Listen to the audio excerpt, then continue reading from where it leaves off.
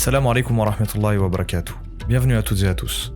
Je suis vraiment très heureux aujourd'hui de vous accueillir pour ce premier podcast des podcasts LM proposés par la plateforme Les Musulmans. Des podcasts pour découvrir, se cultiver et s'inspirer. Et c'est ce que je vous propose de faire dès maintenant. Je suis Ayoub Mathieu, votre frère et responsable de la plateforme de l'humanitaire. Et je vous emmène aujourd'hui à la découverte d'une personnalité exceptionnelle qui a marqué de son empreinte l'histoire de l'humanitaire musulman, mais pas seulement. On va partager des leçons de vie universelles dont on peut tous profiter. C'est parti, 3, 2, 1. Alors pour ce tout premier podcast, on a voulu vous partager les récits d'une personne extraordinaire. Et très sincèrement, c'est avec un grand plaisir et un grand bonheur que je partage avec vous aujourd'hui ce podcast et j'espère qu'il vous fera l'effet qu'il m'a fait. Donc, on va parler aujourd'hui du docteur Abdelrahman Al-Soumeït, rahimahullah. Je ne sais pas si vous connaissiez le docteur Abdelrahman Al-Soumeït avant l'écoute de ce podcast ou avant la sortie du livre aux éditions Al-Bayyina qui s'appelle Aux confins du continent oublié.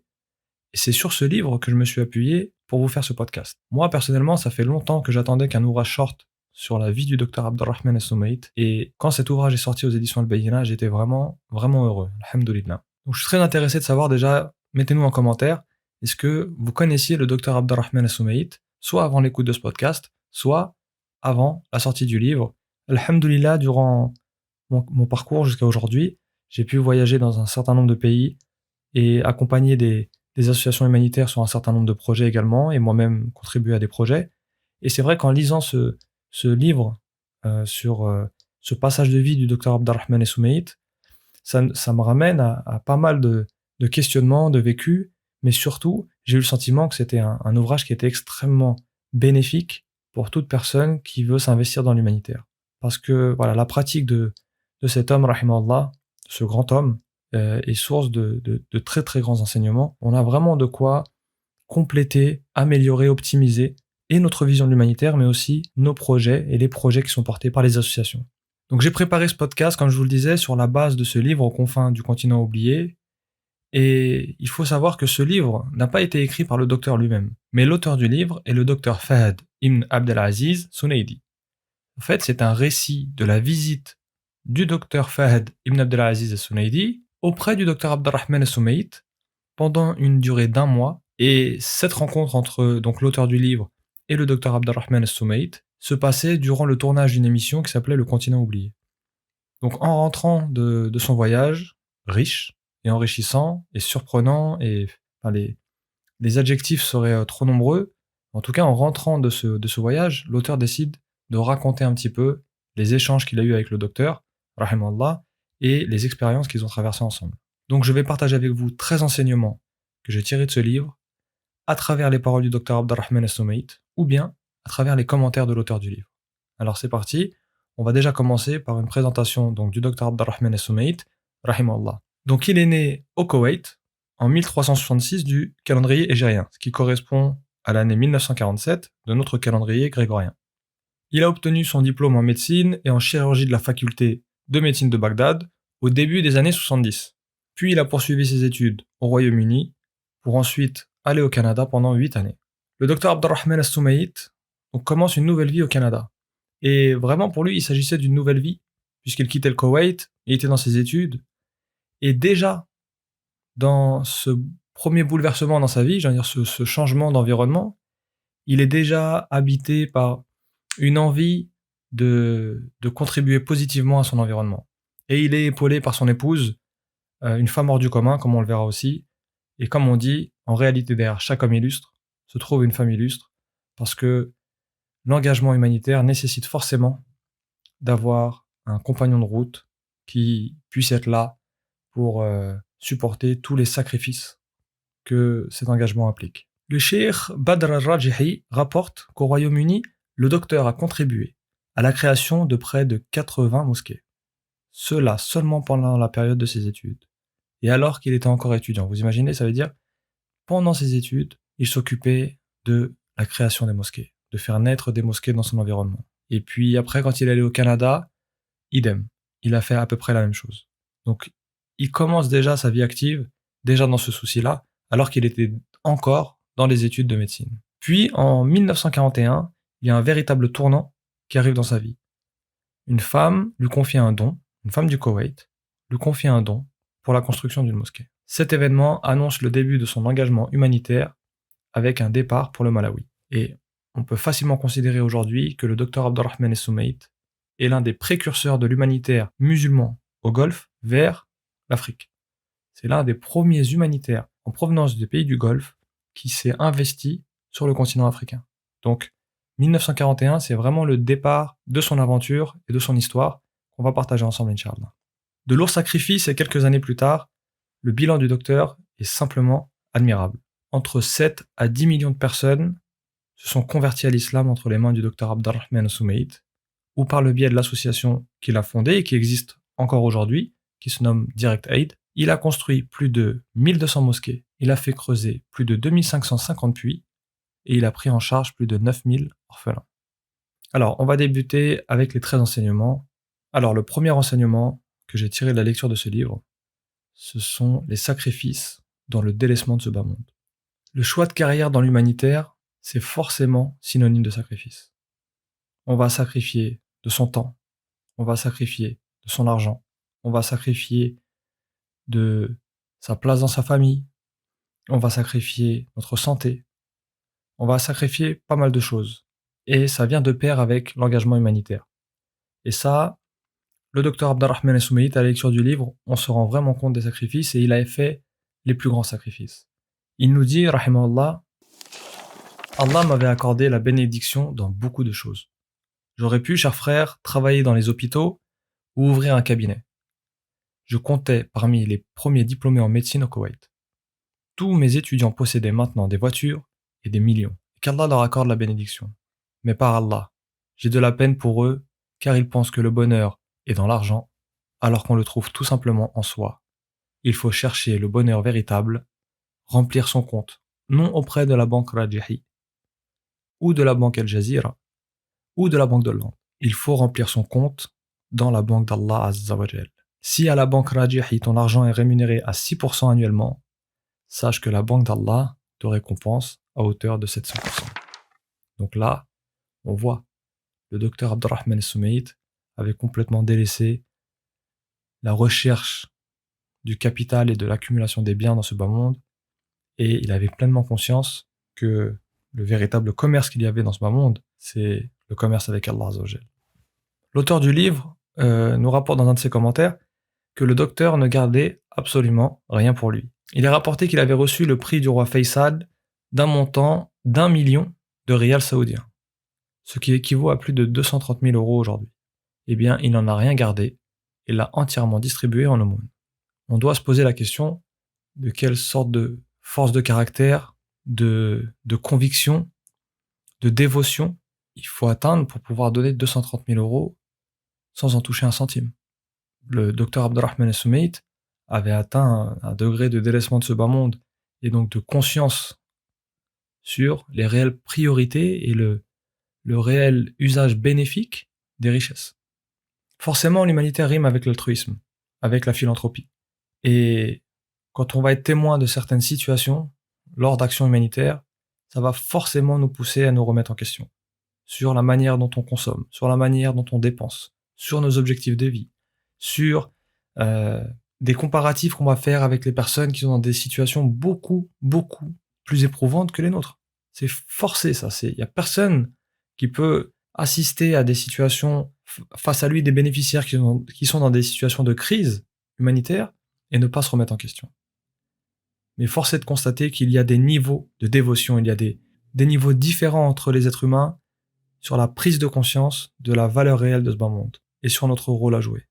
Il faut toujours chercher à se détacher des biens de ce bas monde pour se rapprocher des biens de l'au-delà. Voilà le premier enseignement. Le délaissement de ce bas monde dans l'action humanitaire et dans le fait de rechercher les biens de l'au-delà plutôt que les biens de ce bas monde.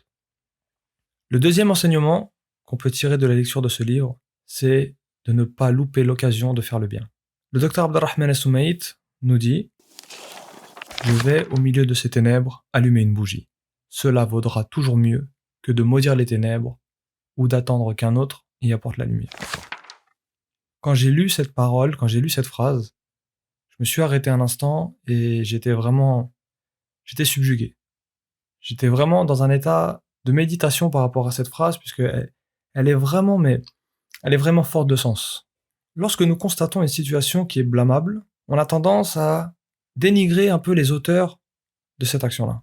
Mais le fait de dénigrer les auteurs ne va résoudre en rien le problème qu'on constate. Et ça va pas non plus nous élever par rapport aux autres. Et ceux qui pensent que dans le fait de dénigrer les autres, ils s'élèvent eux-mêmes, alors ces gens-là se trompent sur leur propre personne. Ils se trompent sur l'estime qu'ils se font d'eux-mêmes. Le fait de dénigrer les autres lorsqu'ils font une erreur, alors on se met simplement à un niveau peut-être même plus bas qu'eux. La seule façon de nous élever est de chercher à fournir les efforts nécessaires pour changer cette situation. Voyons en toute situation qui nous interpelle un moyen d'agir dans le bien et ne laissons pas l'oisiveté et le pessimisme nous gagner. Et ça, le docteur l'avait bien compris et en tout cas, c'est ce que moi j'ai tiré comme enseignement de cette phrase. Et je la répète, je vais au milieu de ces ténèbres allumer une bougie. Cela vaudra toujours mieux que de maudire les ténèbres ou d'attendre qu'un autre y apporte la lumière. Ne laissons pas passer nos chances de faire des actes de bien. Allah Azza wa Jalla nous donne des opportunités d'agir, ne les gâchons pas dans le dénigrement et dans le fait de pointer du doigt les erreurs des autres. Voyons plutôt les occasions et les opportunités que nous, on pourrait manquer. Et justement, dans cette démarche-là, il y a le troisième enseignement. C'est le don de soi. Et le docteur dit à un moment dans le livre, je ne peux me contenter parce que j'habite dans le Golfe, que j'ai de l'argent, d'envoyer des gens et d'attendre dans mon bureau sous le climatiseur. Je suis convaincu que c'est mon devoir de venir ici et d'agir. Alors voilà. Quand le docteur voyait une situation qui l'interpellait, une situation qu'il considérait comme étant quelque chose de blâmable, alors il a eu ce sentiment qu'il devait faire quelque chose lui-même. Et comme il le dit, il aurait pu très bien retourner au Koweït, être dans son cabinet médical et envoyer de l'argent et contribuer à résoudre cette problématique. Mais il a senti que lui-même, il fallait qu'il soit sur le terrain à agir. Il a voulu donner le meilleur de lui-même. Et ça soulève un point très important, c'est que la concrétisation de la conviction par l'acte. Parfois, on a une prise de conscience, on a connaissance d'une situation, et face à cela, alors il faut qu'on cherche à avoir des actions. La simple prise de conscience et la simple conscience n'est pas suffisant. Profitons-en. Allons jusqu'au bout du processus. Allons chercher ces œuvres de bien dont on aura besoin en donnant le meilleur de nous-mêmes et en faisant don de nous-mêmes, don de notre argent, don de notre santé, don de notre temps, don du temps qu'on pourrait passer avec notre famille, don par rapport à notre carrière professionnelle ou à notre statut social. Le don de soi. Et cela nous ramène même à la définition du iman, puisque, comme vous le savez, la foi, l'iman, est un sentiment qui naît dans le cœur, qui s'exprime par la langue et qui se concrétise par des actes, des membres. Donc là, c'est la même chose. On constate quelque chose intérieurement, alors il faut qu'on aille avec nos actes des membres y remédier. Il faut que cette conviction qu'on a dans le cœur se traduise par des actions. Le quatrième enseignement que j'ai tiré de ce livre, c'est une réflexion sur la définition du bonheur. Et le docteur nous partage sa vision de la quête du bonheur. Je suis en quête du bonheur. Certains pensent que le bonheur est dans l'argent, d'autres que c'est un diplôme, une carrière ou un statut social. Je crois en ce qui me concerne que le bonheur est possible dans l'adoration d'Allah, pour commencer, et ensuite en tentant de changer le monde afin qu'il soit meilleur pour les autres. Et là encore, ces paroles du docteur ont résonné. Elles ont résonné dans ma tête, elles ont résonné dans mon cœur, et j'ai longuement médité sur ces paroles-là. Qu'est-ce que le bonheur? Comment on atteint le bonheur? Aujourd'hui, on a tout un tas de personnes qui nous vendent des recettes miracles, des méthodologies, des philosophies pour atteindre le bonheur. La quête du bonheur, selon le docteur Abdelrahman Es-Soumeit, c'est premièrement l'adoration d'Allah Azza wa Jal, et deuxièmement, c'est de tenter de changer le monde pour qu'il soit meilleur pour les autres. Une relation verticale avec notre Seigneur et une relation horizontale avec les créatures. C'est ainsi que le docteur nous partage sa vision du bonheur. Et Allah Azza wa Jal dit dans le Coran, dans Sourate Les Abeilles, verset 97, Bismillah ar-Rahman ar-Rahim, Man amila saliha min dhakarin aw untha wa huwa mu'minun falanuhyiyannahu hayyatan tayyibah wa lanajziyannahum ajrahum bi ahsani ma kanu ya'malun. Dans le sens du verset, quiconque, homme ou femme, fait le bien tout en étant croyant, nous lui ferons vivre une bonne vie et nous le récompenserons, certes, en fonction de ses meilleures œuvres. Les exégètes du Coran disent à propos de ce verset, et notamment de la partie « Nous lui ferons vivre une bonne vie ». Qu'est-ce que la bonne vie? Eh bien, ils nous disent que la bonne vie, ce n'est pas nécessairement la profusion des biens, mais c'est la droiture dans cette vie. C'est une vie que l'on fait dans l'adoration d'Allah Azza wa Jal. Et Allah Azza wa Jal nous dit « Quiconque, homme ou femme, fait le bien, tout en étant croyant, alors il aura une bonne vie, alors il sera heureux, alors il aura atteint le bonheur. » L'adoration d'Allah Azza wa Jal et les amal saliha. Le fait de faire le bien tout en étant croyant. Donc, dans cette parole du Dr Abdelrahman As-Soumaït, on retrouve la définition du bonheur telle que Allah Azza wa Jal nous l'a décrit dans le Coran. Et donc ce quatrième enseignement vient directement avec le cinquième. Le cinquième enseignement de ce livre, c'est une question. Quel est le but de notre vie? On veut atteindre le bonheur? Très bien. Quel est le but de notre vie? Le docteur nous partage ce qu'il considère comme étant le but de la vie. Il nous dit, nous avons plutôt besoin, chers frères, de changer d'approche vis-à-vis des choses de ce monde. Nous devons sonder les sources véritables du bonheur, celles que l'argent ne peut pas acheter. Là encore, Allah Azza wa Jal nous ramène dans le Coran, dans le ayah 96 de sourate Les Abeilles, le verset suivant. Ma indakum yanfad wa ma indallahi baqin wa lanajziyanna alladhina sabaru ajrahum bi ahsani ma kanu ya'malun. Qui veut dire dans le sens du verset, tout ce que vous possédez s'épuisera, tandis que ce qui est auprès d'Allah durera. Et nous récompenserons ceux qui ont été constants en fonction du meilleur de ce qu'ils faisaient. Ici, Allah Azza wa Jal nous parle donc de deux types d'actions. Celles qui vont s'épuiser et celles qui vont durer. Et dans la parole du docteur Abdelrahman As-Soumaït, il nous dit « Nous devons sonder les sources véritables du bonheur, celles que l'argent ne peut acheter. » Alors, on a les choses de ce monde qui vont s'épuiser. Et on a les choses de l'au-delà qui vont durer. Notre bonheur se trouve dans les amal saliha, comme on l'a vu dans l'enseignement précédent. Notre bonheur se trouve dans les actes de bien, après l'adoration d'Allah Azza wa Jal. Eh bien, le but de notre vie, ça doit être de faire des actions qui vont durer, et non pas investir toute notre énergie, tout notre argent, toute notre santé et tout notre temps dans des choses qui vont s'épuiser et qui sont éphémères. Nous savons que cette vie est éphémère. Alors, est-ce que c'est vraiment raisonnable de passer toute sa vie à investir pour quelque chose qui va s'arrêter? La réponse est non. Il est plus raisonnable et plus intelligent d'investir pour des choses qu'on va retrouver auprès d'Allah Azza wa Jal. Et là, c'est une promesse qu'Allah Azza wa Jal nous donne. Puisque les versets du Coran, ce sont kalam Allah, ce sont la parole d'Allah Azza wa Jal. Et il nous dit Ma indakum yanfad wa ma indallahi baqin. Voilà. Passons notre vie, ayons comme but dans notre vie de faire des œuvres qui dureront après cette vie.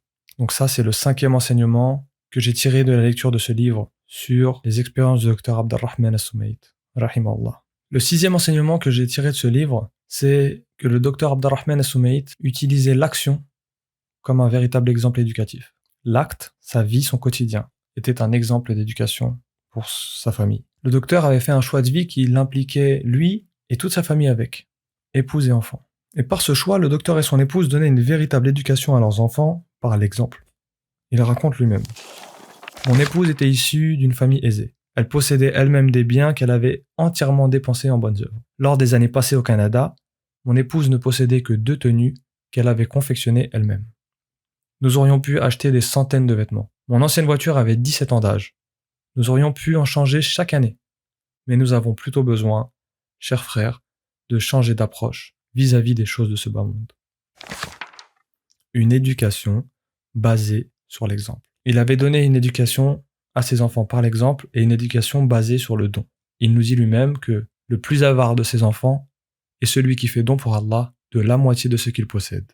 Et ainsi, le docteur faisait en sorte que le don soit une habitude pour les membres de sa famille. L'action comme exemple éducatif. Donc voici pour ces 6 premiers enseignements que j'ai tirés de la lecture du livre Aux confins du continent oublié et sur la vie du docteur Abdelrahman As-Soumaït. On se donne alors rendez-vous pour le second épisode de ce podcast où on passera sur les 7 enseignements suivants. N'hésitez pas à nous laisser en commentaire vos impressions et surtout, si vous avez aimé ce podcast, partagez-le avec vos proches pour que ces enseignements puissent profiter au plus grand nombre, Inch'Allah. Prenez soin de vous, prenez soin de vos familles et je vous dis à très vite. Assalamu alaikum wa rahmatullahi wa barakatuh.